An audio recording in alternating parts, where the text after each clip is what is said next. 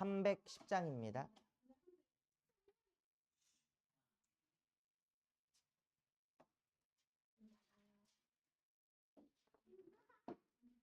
안녕하세요.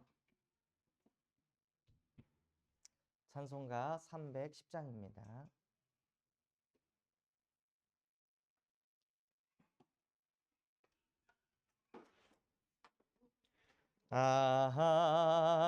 하나님의 은혜로 있을 데 없는 자 왜 구속하여 주는지 난 알 수 없도다. 내가 믿고 또 의지함은 내 모든 영편 하시는 주님 늘 보해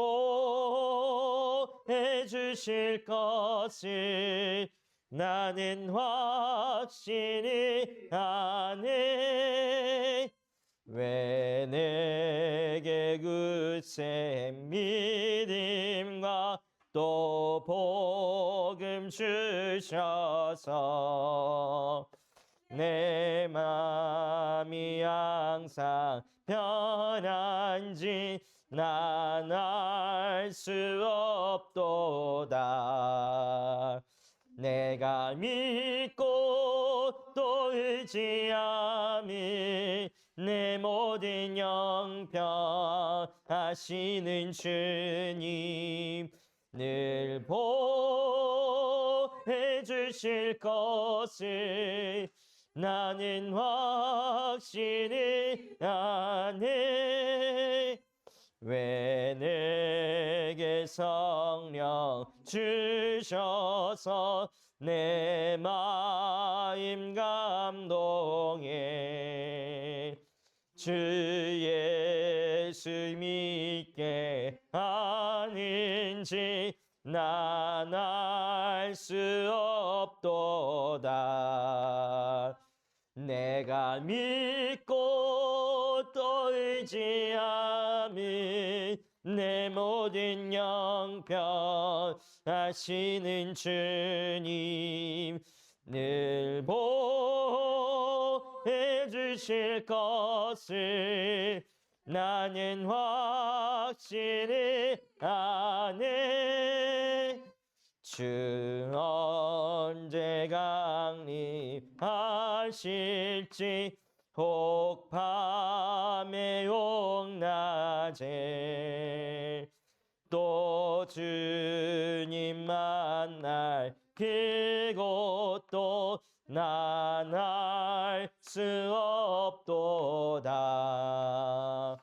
내가 믿고 또 의지함은 내 모든 영편 하시는 주님 늘 보해 주실 것을 나는 확신이 아네. 하나님 아버지 감사합니다. 지금 이 시간 주 여호와께서 우리를 도우심으로 예수가 그리스도 되심을 깨달을 수 있도록 은혜를 허락하여 주시옵소서. 여호와의 도우심으로 하나님의 영성이 회복되어 근본이 치유되는 예배가 되게 하여 주시옵소서. 그래서 정말 우리의 예배가 치유되고 기도가 치유되고 만나는 모든 사람을 살리는 전도가 치유되어질 수 있도록 지금 이 시간 우리의 예배를 받아 주시옵소서. 지금도 살아서 우리와 함께 하시는 예수 그리스도의 이름으로 기도합니다. 아멘. 하나님의 말씀 요한복음 1장 14절 말씀입니다. 요한복음 1장 14절 말씀입니다.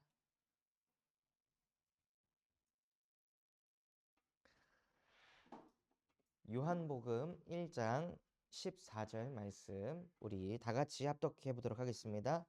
말씀이 육신이 되어 우리 가운데 거하심에 우리가 그의 영광을 보니 아버지의 독생자의 영광이요 은혜와 진리가 충만하더라.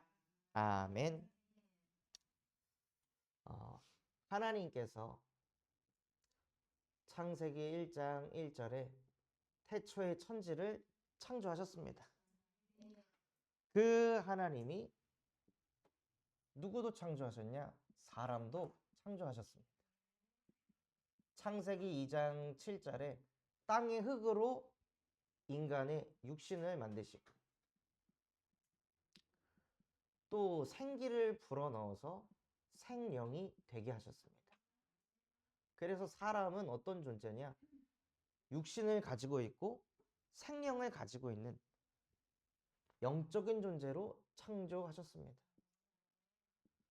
그래서 원래 인간은요, 창세기 1장 27절 하나님의 형상을 가진 존재로 창조되었습니다.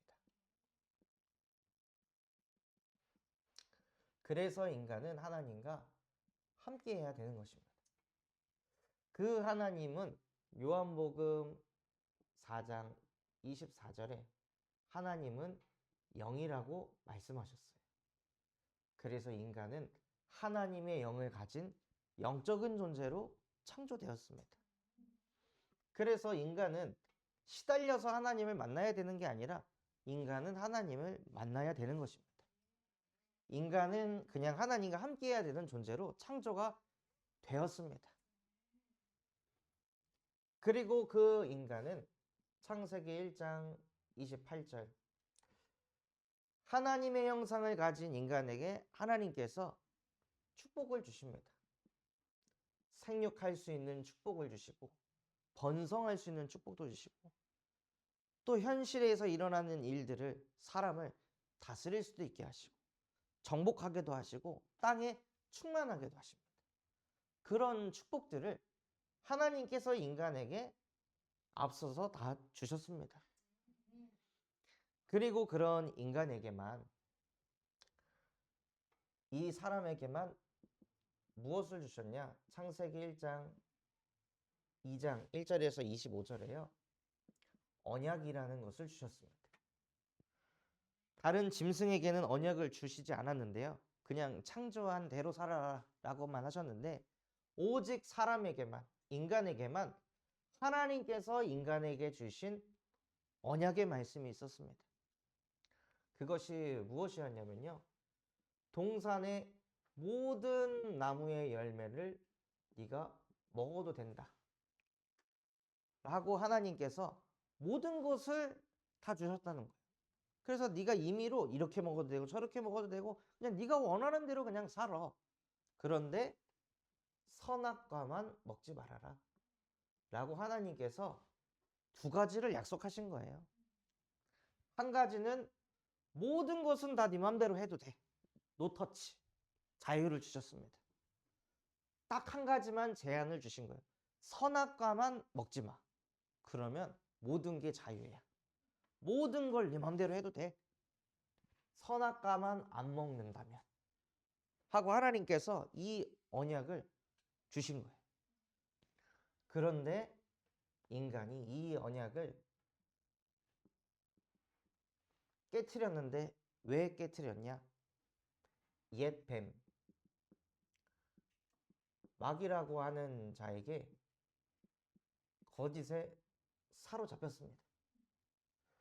이 간사한 뱀이 뭐라고 얘기했냐면요. 하와에게 참으로 동산 모든 나무의 실과를 먹지 말라고 하시더니 하나님이 말씀한 반대로 얘기합니다. 하나님은 동산의 모든 나무의 실과를 먹어도 된다고 하셨는데요. 뱀은요. 반대로 얘기합니다. 정말로 다 먹지 말라고 하시더니 하니까 하와가 아닙니다. 아니야. 다 먹어도 된다고 하셨어요. 그런데 선악과는 먹으면 죽을 수도 있다고 하셨다. 분명히 하나님께서는 선악과를 먹으면 반드시 죽는다고 하셨습니다. 100년 동안 안 먹었더라도 101년째 먹으면 반드시 죽는 것입니다. 1000년 동안 안 먹었더라도 1001년째 먹으면 죽는 것입니다. 영원히 지켜야 될 말씀입니다. 그런데 이 뱀이 속인 거예요. 그래서 그 속임수에 얻어 걸려 가지고 말씀이 제대로 정리가 안 돼 있던 하와가 하나님의 말씀에 먹으면 죽을 수도 있다라는 그 말씀이 정리되어 있지는 않은 그 속에 사단이 들어가는 거예요. 그 신천지나 여호와의 증인이 기독교인을 어떻게 끌고 가요? 말씀 정리 안 돼 있는 그 부분을 교묘하게 파고들어서 사람들을 끌고 갑니다. 그러니까 이 문제가 아담과 하와의 문제가 아니라 지금 우리에게도 똑같이 적용되는 문제라는 거예요. 교회를 다니는데 하나님의 말씀이 나에게 정확히 정리가 안 돼 있다. 그러면 이 거짓에 속을 수밖에 없습니다. 기준이 없으니까요. 그래서 이 거짓에 속아서 로마서 3장 23절 모든 사람이 죄 가운데 빠지게 됐습니다. 그 죄가 무엇이냐? 하나님의 말씀에 불순종하는 죄 가운데 빠진 거예요. 그리고 선악과를 먹고 난 이후에 아담과 하와는 영원히 하나님을 떠나게 됩니다. 생명의 근원 되시는 하나님을 영원히 떠나게 됩니다. 이 흐름이 지금 저와 여러분에게도 그대로 와서 하나님을 떠나서 삽니다. 하나님을 떠나서 사니까 인간이 뭐가 되냐? 하나님 중심 아니고 나 중심 되는 거예요. 모든 게 내 기준대로 내 뜻대로 돼야 된다고 생각하는 거예요. 그리고 죄 가운데 빠져 하나님의 영광을 보지 못하니까요. 육신 중심으로 살아갑니다. 육신적인 기준을 세워놓고 그대로 돼야 된다고 생각하는 거예요. 그래서 이 거짓에 잡혀서 성공하는 게 마치 응답이라고, 내가 생각한 대로 계획대로 되는 것이 응답이라고 착각하도록 만드는 거예요. 이걸 보고 인간이 가진 근본 문제라고 합니다. 금요일 날 제가 이제 사역 가기 전에 필립이 옷을 입히려고 하는 얘가 안 입고 돌아다녀요. 그 어떻게 해가지고 겨우겨우 입혀가지고 필립아 이제 신발 신자. 이거 신자? 아니 나 이거 안 신을래. 저거 신을래. 이거 신어. 아니 나 이거 안 신을래. 이건 너무 작아. 이건 너무 커. 이건 너무 답답해. 한 4번 5번 그 얘기 들으니까 막 쌓이는 거예요. 나도 나가야 되는데. 그래서 결국에 다 해가지고 자 이제 필립아 성규형 가. 아빠 이제 옷 갈아입고 갈 거니까 하는데 그 앞에 택배 와 있는 박스를 얘가 들고 이거 보고 있는 거예요. 성규형 빨리 가라고. 필립아 얼른 가. 10번을 해도 안 들어가지고 너 아빠 옷 갈아입고 나올 때까지 그거 놓고 안 가면은 너 진짜 아빠한테 혼날 줄 알아. 그 옷 갈아입고 나왔는데 애가 없어요. 그리고 저희 박스 버리는데 걔가 그걸 거기다가 놔둔 거예요. 그리고 성교원을 갔더라고요. 그거를 제가 보면서 아 얘가 날 도우려고 했구나. 얘가 항상 저희가 박스를 앞에 두고 그걸 거기다 갖다 버리는 걸 얘가 봤어갖고 얘 딴에는 저를 도우려고 그 박스를 들고 이거를 어떻게 해야 될까 막 고민하고 있었는데 너 이 새끼도 빨리 안 가. 그런 이제 제가 보이는 거예요. 아 진짜 나는 한 치 앞밖에 못 보는구나. 애가 지금 왜 이렇게 하는지 그게 안 보이니까 나 중심이라서 그 어린아이 3살짜리 마음도 못 읽어줄 정도로 나는 진짜 나밖에 모르는 인간이구나. 그러면서 차 타고 저기 전주 사역 가면서 얼마나 회개를 했는지 모릅니다. 하나님 진짜 저는 이 근본 문제에서 영원히 빠져나올 수 없는 너무나도 연약한 존재입니다. 그래서 이런 근본 문제에 빠져서 하나님과의 관계가 끊어져 가지고 이 불신자 상태로 살 수밖에 없는 나 같은 인간을 위해 하나님께서 나에게 예수 그리스도를 보내주신 줄 믿습니다. 이런 근본 문제에 빠져서 아무리 자괴감에 빠지고 나는 왜 이럴까 그래도 갱신이 안 됩니다. 근본이 안 바뀝니다. 이런 나를 바라보면서 하나님께서 그래서 그리스도를 보내주신 거구나 하고 복음을 붙잡으시기 바랍니다.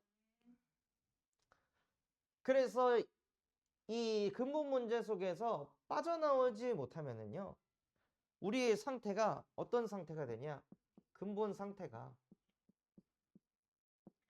에베소서 2장 1절 말씀대로 허물과 죄로 죽은 상태가 됩니다. 죽어 있으니까 어떻게 돼요? 하나님의 말씀이 내 인생에 살아 역사하지 못하는 거예요. 죽어 있으니까. 말씀은 많이 듣는데 그 말씀이 나에게 영향을 못 끼치는 거예요. 영이 죽어 있어가지고. 그리고 근본의 상태가 이런 상태 속에 있으니까요. 영적 상태는 어떤 상태가 됩니까? 에베소서 2장 2절 말씀대로 공중 권세 잡은 자를 따라가는 상태가 됩니다. 그 상태가 어떤 상태냐? 마귀의 종노릇 하는 상태. 내 맘대로 돼야 되는 거예요. 무조건 내 뜻대로 돼야 되는 거예요. 내가 생각하는 틀 안에서 자녀가 살아야 돼. 이 틀에서 벗어나는 순간 정신 상태가 어떻게 됩니까? 스트레스 받는 거예요. 내 자녀는 이 틀 안에서 살아야 되는데, 이렇게 커야 되는데 여기서 자꾸 엇나가, 빠져나와. 그러니까 정신적인 상태가 엄청 스트레스를 받을 수밖에 없는 거예요. 마태복음 11장 28절 30절 말씀처럼 수고하고 무거운 짐을 질 수밖에 없는 겁니다. 하나님께서 우리의 자녀들을 하나님의 형상으로 창조하셨는데 그거를 내가 생각하는 틀 안에다가 자녀를 가둬 놓으려고 하니, 거기에 끼워 맞추려고 하니까요, 안 맞는 거예요. 그러면 그로 인해서 계속 정신적으로 시달릴 수밖에 없습니다. 스트레스를 받을 수밖에 없는 거예요. 그 내 맘대로 내 뜻대로 자꾸 안 되는 게 쌓이고 쌓이니까요, 육신 상태가 어떻게 되냐? 질병이 올 수밖에 없습니다. 계속 짜증이 나고 계속 화가 나고 계속 열이 받으니까. 그래서 지금은 현대의학이 발전해 가지고 어디가 문제인지 아는데, 과거에는 뭐라고 했어요? 저거 화병 걸렸다고. 저거 화병이라. 너무 열이 받아가지고 짜증나고 스트레스를 받아가지고 화병이 나서. 그래서 조선시대 수많은 왕들이 일찍 죽었던 이유가 뭐예요? 화병 나가지고. 그러니까 육신의 상태가 정신적인 시달림을 계속 받으니까 그 정신적인 스트레스가 어디서 왔냐? 근본이 망가졌어요. 근데 이게 안 보이니까요, 계속 이 정신의 상태는 시달릴 수밖에 없고 육신의 질병이 올 수밖에 없는 것입니다. 그리고 죽어서는 내세의 상태가,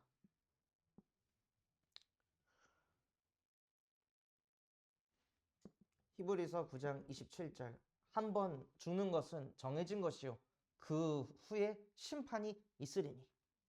그 심판을 받을 때 내가 천국을 갈까 지옥을 갈까 그거에 대한 확신이 없으니까 이 죽음에 대한 게 오면은 너무 불안하고 무섭고 두려운 거예요. 그래서 사람들이 안 죽으려고 몸부림을 칩니다. 그리고 후대의 상태가 출애굽기 20장 4절에서 5절 말씀처럼 나 외에 다른 신을 섬기면 3, 4대에게 재앙이 임할 것이다 하셨는데, 내가 가진 이 불신자 상태가 후대한테 그대로 내려간다는 거예요. 안 가르쳐줬는데, 안 보여줬는데 애가 따라합니다. 똑같이 삽니다. 저도 어릴 적에 객기가 그렇게 많았거든요. 근데 제 아들을 보니까 객기가 그렇게 많더라고요. 저도 어릴 적에 자전거 타면은 시시하니까, 두 손 잡고 타면 시시하니까 두 손을 놓고 탔어요. 그래서 맨날 그렇게 넘어지고 쓰러지고 기절도 하고 그랬는데, 제 아들을 보니까 킥보드 타면서 갑자기 두 손을 놓고 이러고 가더라고요. 앞도 안 봐, 옆으로 이러고 가. 킥보드는 이리로 가는데 자세는 이러고. 나 잘하지? 그걸 보는데 나는 이런 거를 알려준 적도 없고 가르쳐준 적도 없는데 어떻게 저렇게 이렇게 대물림이 돼가지고 저렇게 객기 부리다가 쟤도 참 고생 많이 하게 생겼구나 좀 보이는 거예요. 그러니까 인간이 가지고 있는 그 문제가 눈에 보이는 게 문제가 아니라 하나님 떠난 근본 문제에서부터 모든 게 찾아왔다는 것입니다. 그래서 이거를 모르니까 사람들이 무엇을 합니까? 종교 생활을 하는 거예요. 이 속에서 빠져나오기 위해서 열심히 신을 위해서 내가 뭔가를 하면 신이 이렇게 해주지 않을까? 저렇게 해주지 않을까? 하면서 열심히 종교 생활을 합니다. 그리고 어떤 누군가는 그래, 이제는 나만을 위해 살지 말고 남을 위해 살자. 다른 사람에게 좀 베풀자. 선을 행하자. 이러면서 헌신을 하고 기부를 하는 일들을 열심히 합니다. 그런데 이사야 64장 6절에 우리는 무릇 다 부정한 자 같다고 되어 있습니다. 부정한 사람이 아무리 열심히 하고 헌신을 한다고 해도요, 더 부정하게 보이는 거예요. 아니 막 강간을 몇 번을 했던 사람이 옆에 와가지고 계속 잘해주면 무슨 마음이 들겠습니까? 얼마나 무섭겠어요. 내가 타겟인가? 그 사람은 진짜 선행을 베풀었는데 그 과거에 그 죄가 있으면은요, 그 사람이 잘하면 잘할수록 사람은 더 치를 떨고 무서워합니다. 뭔 짓을 할지 모르니까. 인간의 근본이 그렇다는 거예요. 근본 문제가 해결이 되지 않은 상태에서 아무리 선행을 해봐야 안 된다는 거예요. 그리고 어떤 누군가는 열심히 공부를 해서 구원을 얻으려고 몸부림을 칩니다. 그러나 이것은 하나님을 떠난 문제이기 때문에 하나님이 우리에게 찾아오지 않으면 해결이 안 되는 거예요. 그래서 하나님께서 인간을 찾아오셨는데 그것을 보고 복음이라고 합니다. 어떻게 인간을 찾아오시겠다고 약속을 하셨습니까? 창세기 3장 15절, 여자의 후손을 보내서 하나님을 영원히 떠나도록 만든 뱀의 머리를 박살낼 것이다 하고 첫 번째 복음을 주신 것입니다. 여자의 후손이 복음이라는 거예요.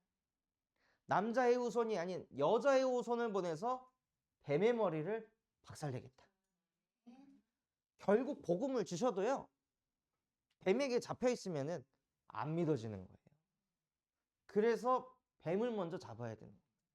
사단을 먼저 꺾어야 되는 거예요. 자꾸 거짓을 가져다 주니까.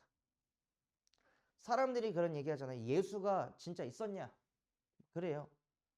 그럼 물어보세요. 공자는 진짜 있었냐고. 소크라테스는 진짜 살아 있었던 거 맞냐고. 아니 석가는 진짜 존재했던 게 맞냐고. 예수보다 500년 전 사람들입니다. 근데 그 사람들은 실존했다고 믿으면서 왜 예수는 실존했냐 안 했냐 여부를 따지냐는 거예요. 왜 예수만 갖다 그러냐는 거예요. 4대 성인 중에 다 존재했다고 하면서 왜 예수를 가지고만 그러냐는 거예요. 눈에 보이지 않는 이 옛뱀, 마귀라는 존재가 그렇게 인간을 속인다니까요. 그래서 여자의 후손을 보내서 그 뱀의 머리부터 박살내겠다고 하신 거예요. 예수만 못 믿게 하는 그 문제를 먼저 끝내겠다고 하신 것입니다. 그리고 출애굽기 3장 18절, 6월절 어린 양의 피를 바르는 피제사를 드리면 해방받는다고 하셨습니다. 이 죄로 인해 육신 중심으로 살 수밖에 없는 우리의 인생 속에 다른 그 어떤 기적으로도 안 된다고 하셨습니다. 그래서 하나님께서 이스라엘 백성에게 일부러 10가지 재앙을 다 보여주신 거예요. 인간이 볼 수 있는 기상천외한 일들을 다 보여주셨는데 그 기상천외한 일들로도 구원을 못 받는구나. 온갖 기적을 체험해도 구원을 못 받는구나. 어린 양의 피로만 구원받을 수 있구나. 그게 복음이라는 것입니다. 다른 방법이 없고 어린 양의 피, 이후에 오실 예수께서 십자가에서 흘릴 그 보혈로만 인간이 구원받을 수 있다는 거예요. 그걸 보고 복음이라고 합니다. 또 이사야 7장 14절, 보라 처녀가 잉태하여 아들을 낳을 것이니 그의 이름을 임마누엘이라 하리라. 또 반복적으로 말씀하십니다.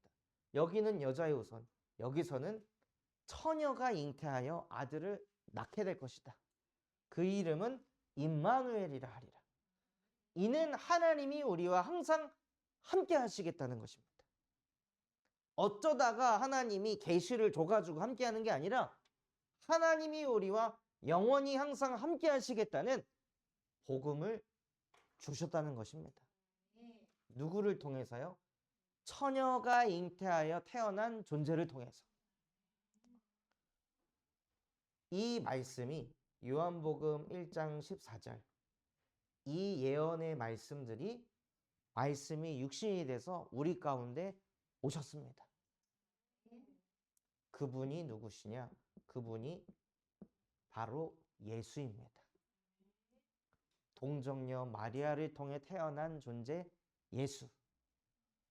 그 예수께서 로마서 5장 8절, 우리가 아직 죄인이 되었을 때 그리스도께서 십자가에 못 박혀 죽으심으로 하나님께서 우리에 대한 자기의 사랑을 확증하셨느냐 하고 우리를 근본 문제에 빠질 수밖에 없는 죄인을 구원하시기 위해서 자기 자신이 피 흘려 죽으신 거예요. 그게 출애굽기 3장 18절 말씀을 성취시키신 것입니다. 그리고 하나님은 눈에 보이지 않는데 그 눈에 보이지 않는 하나님을 볼 수 있도록 이 땅에 오신 예수가 바로 이사야 7장 14절 말씀을 성취시키신 것입니다. 그리고 예수께서 무엇 하셨냐면요. 고린도전서 15장 3절에서 4절에 성경대로 죽으시고 성경대로 3일 만에 부활하셨습니다. 이 뱀의 목적은 인간을 속이는 데에서 끝나지 않습니다. 사망 권세로 끌고 들어갑니다. 지옥 배경으로 끌고 들어갑니다. 그래서 그 사망 권세를 이겨야만 뱀의 머리를 박살내는 거예요. 그래서 예수님이 성경대로 3일 만에 부활하시면서 일부러 죽음 속으로 들어가셔서 죽음을 이기시고 부활하셨습니다. 그러면서 창세기 3장 15절 말씀을 성취시키신 거예요. 그래서 이 예수가 그리스도시라는 것입니다.